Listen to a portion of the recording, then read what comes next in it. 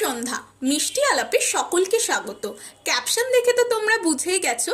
হ্যাঁ, আজকে নিয়ে চলে এসেছি নবান্নর একটা ছোট্ট রেসিপি নিয়ে। নবান্ন নামটার সাথে প্রায় সকলেই পরিচিত, কারণ এটি কোনো আধুনিক কিছু নয়। এটি গ্রাম বাংলার অত্যন্ত পুরনো একটি রীতি, যা এখনো পালন করা হয়।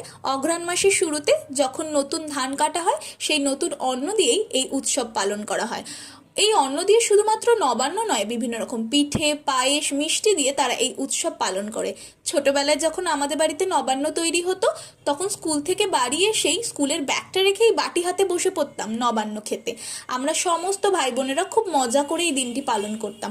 তবে সময় বদলেছে, সকলেই এখন খুব ব্যস্ত, তাই এই সমস্ত ছোট ছোট উৎসব আর এখন পালন করা হয় না।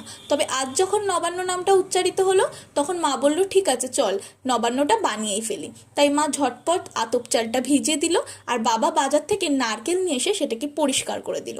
আমি কি আর চুপচাপ বসে থাকবো? তাই আমিও নারকেলটাকে কুড়িয়ে দিলাম। তারপর মা সমস্ত কিছু একসঙ্গে মেখে মিক্সিতে পেস্ট করে নিল। তবে অথেন্টিক আর ছোটোবেলার মতো স্বাদ পাওয়ার জন্য কিন্তু অবশ্যই শিলনোড়ায় বাটতে হবে, কিন্তু ঝটপট মিক্সি ছাড়া তো আর উপায় নেই। তবে খেতে হয়েছিল দুর্দান্ত।